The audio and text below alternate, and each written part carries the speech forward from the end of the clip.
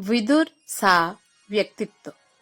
धृतराष्ट्र, पांडु और विदुर तीनों ही ऋषि वेदव्यास की कृपा से पैदा हुए तीन अलग अलग माताओं के पुत्र थे, जो लगभग वंशहीन हो चुके कुरुवंश को नया जीवन देने को ही जन्म लेते हैं। इन तीनों में विदुर दासी के पुत्र थे जरूर, लेकिन तीनों ही भाइयों में अति बुद्धिमान, ज्ञानी और महात्मा थे, और साथ ही साथ ज्योतिष के महान ज्ञाता भी थे। पितामह भीष्म समेत सभी लोग पांडु और धृतराष्ट्र की शिक्षा पूरी होने के बाद धृतराष्ट्र को ही राजा बनाना चाहते थे।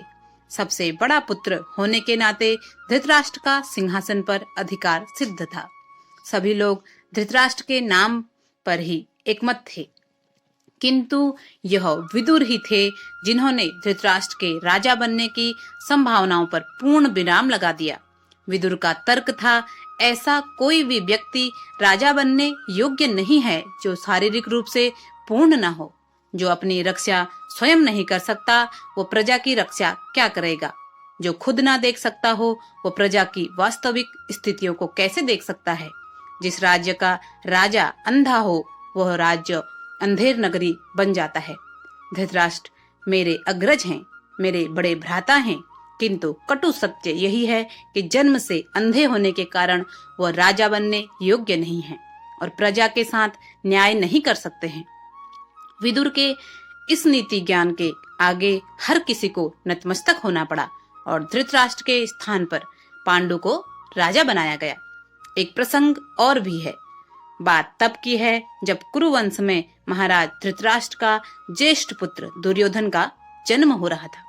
इधर गांधारी ने पहले पुत्र को जन्म दिया, उधर जंगलों से सियारों और कौवों के रोने की आवाजें आने लगी।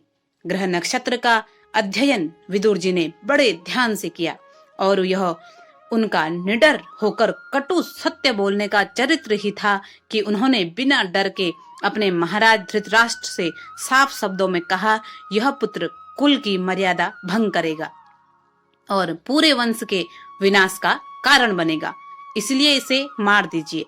यह विदुर की आत्मिक शक्ति का ही परिणाम था कि कोई विरोध नहीं कर पाया और हस्तिनापुर के सैनिक जन्म लेते ही दुर्योधन को एक जंगल में फेंक आए।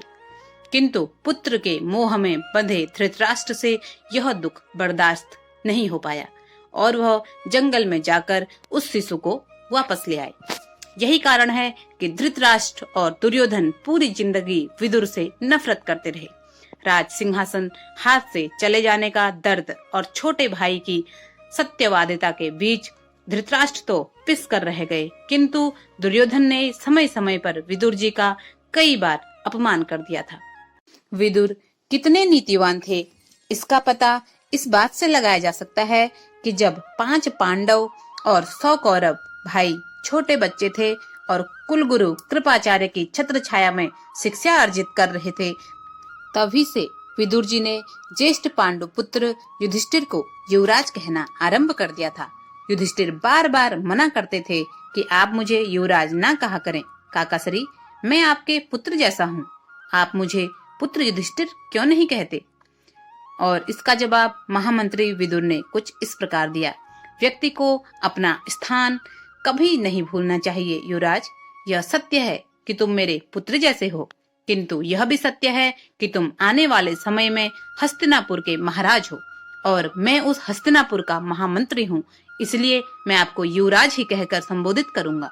इस प्रकार जब 5 पांडव और कौरव बड़े हुए और युधिष्ठिर को युवराज होने के नाते वारणावृत गांव में जाना पड़ा था, तो उनके ठहरने के लिए, भवन बनाने के लिए जिन सामग्रियों का इस्तेमाल होना था, केवल उन सामग्रियों के नाम सुनकर ही विदुर समझ गए थे कि यह भवन जलाकर राख करने के लिए बनाया जा रहा है और उन्होंने ही अपनी सूझबूझ से 5 पांडवों को जलने से पहले ही भवन से भाग निकलने का निर्देश दिया था।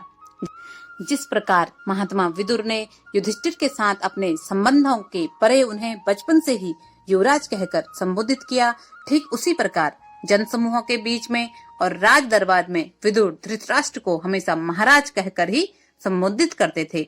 ऐसे ही एक दिन जब धृतराष्ट्र समझ चुके थे कि युद्ध होना अब तय है, और विनाश कोई नहीं रोक सकता, तो उन्होंने विदुर को अपने कमरे में बुलाया। विदुर महाराज धृतराष्ट्र के कक्ष में पहुंचे। प्रणाम महाराज, आपने बुलाया? धृतराष्ट्र कुछ परेशानी में बोले, तुम मेरे छोटे भाई हो और इस वक्त हम सभा में भी नहीं हैं। मुझे महाराज की जगह भ्राताश्री कह सकते हो। विदुर, किंतु सच्चाई तो यही है कि आप महाराज हैं और मैं आपका महामंत्री। अब धृतराष्ट्र झल्ला उठे, तो यहाँ कौन है हम दोनों के सिवा? कोई नहीं है। यह देखने वाला कि तुम मुझे भाई कह रहे हो या महाराज कह रहे हो।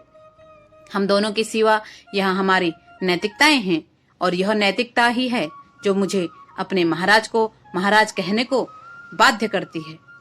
दोस्तों, आज के इस युग में हमें कोई छोटा मोटा सम्मान या कोई पद मिलता है तो हम अपना असली अस्तित्व भूलकर हवा में उड़ने लगते हैं और यहीं से शुरू होता है भ्रष्टाचार, पद का दुरुपयोग, किसी बड़े व्यक्ति से जान पहचान का दुरुपयोग। महात्मा महामंत्री विदुर इस तरह के छोटे छोटे स्वार्थ से परे एक महान व्यक्तित्व थे और इसलिए जब भगवान श्री कृष्ण शांति दूत बनकर हस्तिनापुर आए थे तो उन्होंने दुर्योधन के मेवा और 56 भोग का त्याग कर दासी पुत्र विदुर के यहाँ भोजन करना स्वीकार किया। महात्मा विदुर के विचारों से प्रेरित यह कहानी और वीडियो यदि आपको पसंद आए तो मेरे चैनल को अवश्य लाइक करें, सब्सक्राइब करें और ज्यादा से ज्यादा शेयर करें। आप सभी का बहुत बहुत धन्यवाद।